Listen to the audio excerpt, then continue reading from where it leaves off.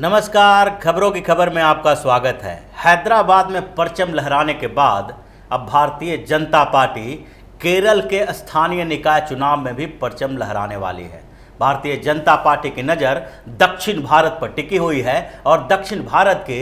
इस स्टेट में भाजपा ने धीरे धीरे अपनी स्थिति मजबूत की है, जिसके कारण एलडीएफ और यूडीएफ दोनों गठबंधनों में हड़कंप मचा हुआ है, खलबली मची हुई है। दोनों गठबंधन अब सारे मुद्दे को बदल दिए हैं और भारतीय जनता पार्टी के उभार से इतने परेशान हैं कि अब उन्हें लगने लगा है कि केरल भी उनके हाथों से अब छिन जाएगा। हैदराबाद में जिस तरह से टीआरएस और ओवैसी को भारतीय जनता पार्टी ने मात दी और 4 सीटों से 48 सीटों पर पहुंच गई, ओवैसी को तीसरे नंबर और कांग्रेस को चौथे नंबर पर पहुंचा दी, उसी तरह केरल के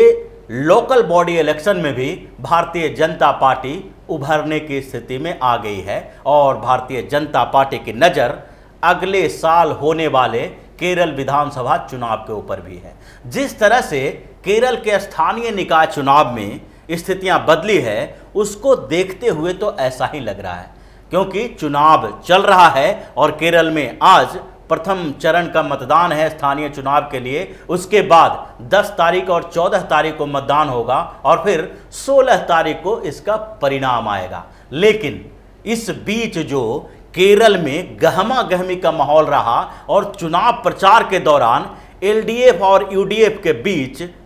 जो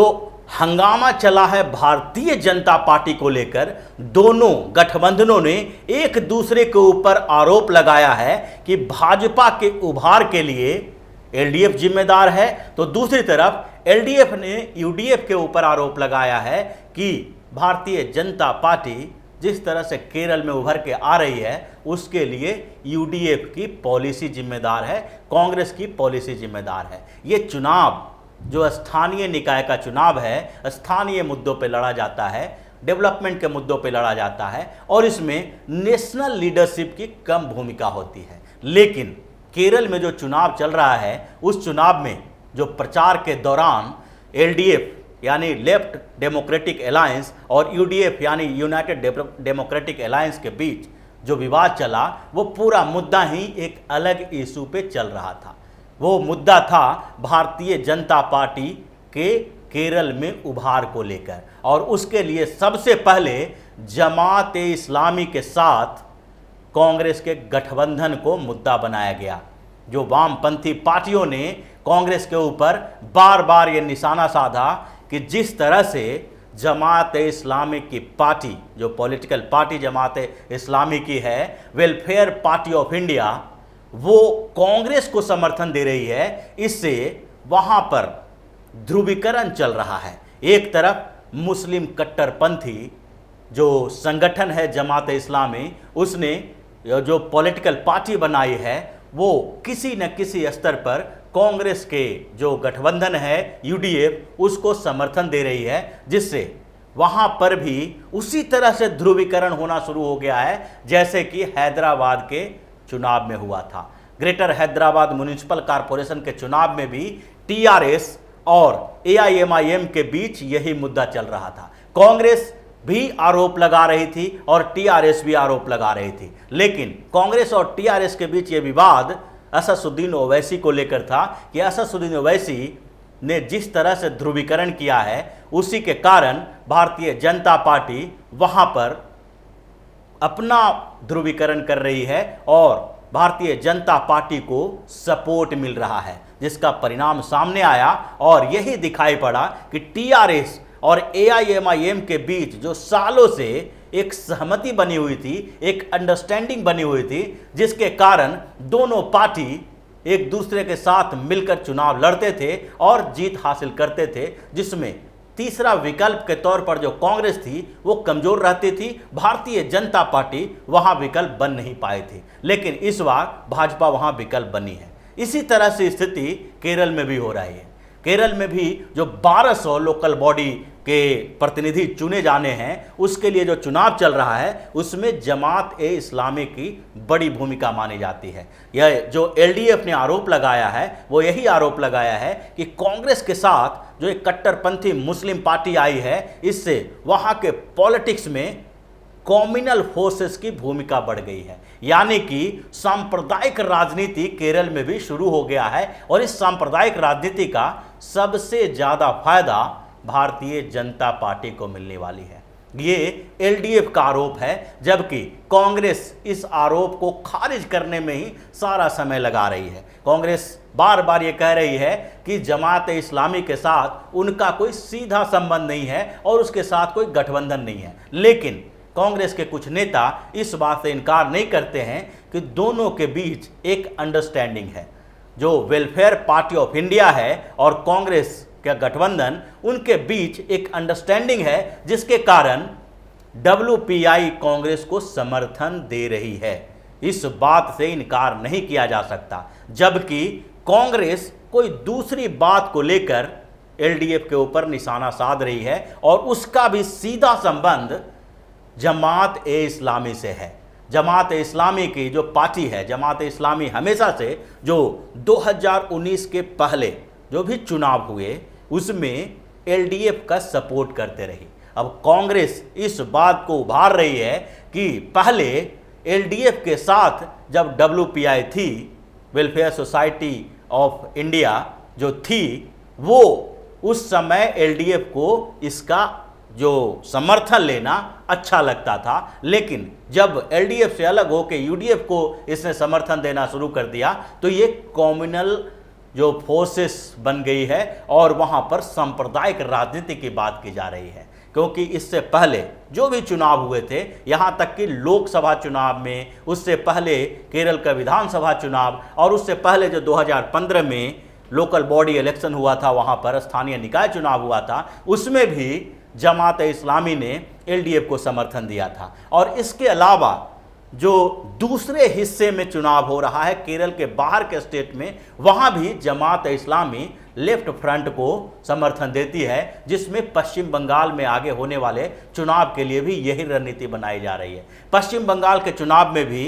जमात इस्लामी ने एलडीएफ को समर्थन देने की बात कही है। तो ये जो दोनों के बीच हंगामा चल रहा है, उसको लेकर भारतीय जनता पार्टी को एक विकल्प के तौर पर उभरता हुआ देखा जा रहा है। भाजपा वहां पर अब कुछ अच्छी स्थिति में आएगी, क्योंकि अब तक भारतीय जनता पार्टी वहां ग्रासरूट लेवल पर काम तो करती है, लेकिन चुनावी राजनीति में पिछड़ के रह जाती है। भाजपा का वहां आधार तो थोड़ा सा बढ़ा है, लेकिन वहां पर स्थिति यह है कि जब चुनाव के समय में वोट लेने की बात आती है तो एलडीएफ और यूडीएफ के बीच वोट बंटता है, दो ध्रुवों में बंट जाता है और भारतीय जनता पार्टी पिछड़कर पीछे रह जाती है। इसी के कारण पिछले जो लोकल बॉडी चुनाव हुआ था उसमें भी पूरे देश में जहां एलडीएफ और यूडीएफ को 37% वोट मिले थे, वहीं भारतीय जनता पार्टी केवल 13% वोट लाई थी। भारतीय जनता पार्टी वहां एनडीए के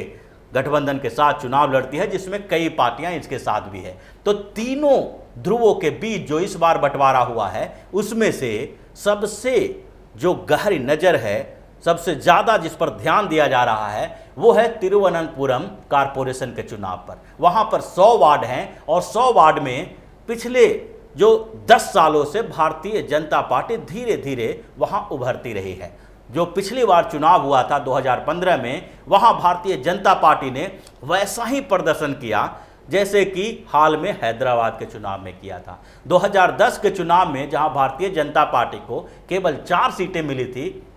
वहीं 2015 के चुनाव में भाजपा ने 4 से उछलकर 34 सीटें हासिल की और एलडीएफ को 42 सीट मिली। हालांकि एलडीएफ सबसे बड़ी पार्टी बनी रही, लेकिन फिर भी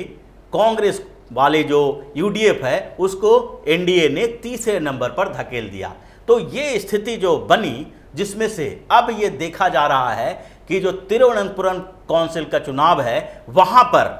अब इस बार Bharatiya Janata party largest party बनने की संभावना दिखाई पड़ रही है, क्योंकि भाजपा का वहाँ जो उभार हुआ है तिरुवनंतपुरम में, वहाँ पर इस बार 50 से ज़्यादा सीटें आने की संभावना भारतीय जनता पार्टी की है। और ये जो पूरा चुनाव होगा जिसमें स्थितियां बिल्कुल बदल गई है और जमात इस्लामी को लेकर जो हंगामा चल रहा है उसमें क्रिश्चियन जो समुदाय हैं केरल के, वो भी अब कांग्रेस और एलडीएफ से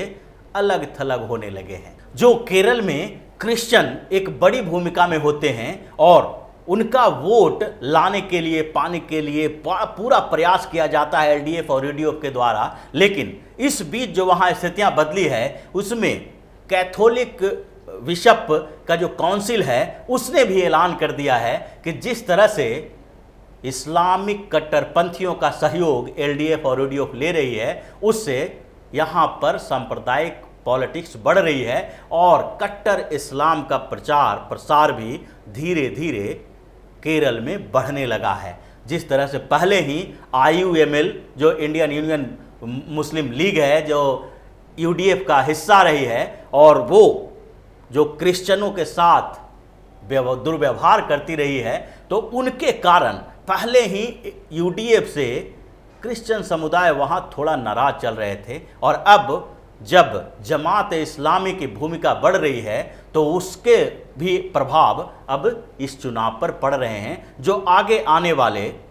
जो विधानसभा चुनाव होंगे उस पर भी इस समुदाय की बड़ी भूमिका होगी। इस बीच हाल फिलहाल में जो यूडीएफ के बीच जो आपसी मतभेद हुए, जिसमें केरल कांग्रेस एम ने यूडीएफ से अलग होने का फैसला लिया, उसके बाद से स्थितियां और बदल गई है। क्योंकि केरल कांग्रेस एम जो है वो क्रिश्चियनों की पार्टी है और वहाँ पर पहले वो यूडीएफ के साथ रहती थी तो उसका समर्थन उन्हें मिलता था, लेकिन अब उसने यूडीएफ से भी अलग होने का फैसला कर दिया और 2021 के चुनाव में हो सकता है कि वो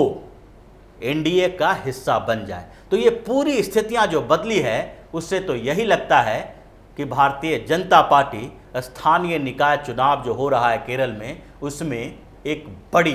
अहम भूमिका में रहेगी और अच्छी जीत हासिल करेगी, जिसका प्रभाव अगले साल होने वाले केरल के विधानसभा चुनाव के ऊपर पड़ेगा। तो इसी तरह की खबरों के साथ फिर से हाजिर होंगे, तब तक के लिए बने रहिए हमारे साथ और देते रहिए हमें सहयोग, ताकि इसी तरह की खबर हम आपके लिए लाते रहें। धन्यवाद। अगर आपको हमारा वीडियो पसंद आया हो तो इसे लाइक करें, हमारे चैनल को सब्सक्राइब करें और हाँ, बेल आइकन दबाना ना भूलें ताकि आप तक हमारे वीडियो की नोटिफिकेशन पहुंचती रहे। आप अपना सुझाव हमें कमेंट बॉक्स में दे सकते हैं। हमारे साथ जुड़ने के लिए शुक्रिया।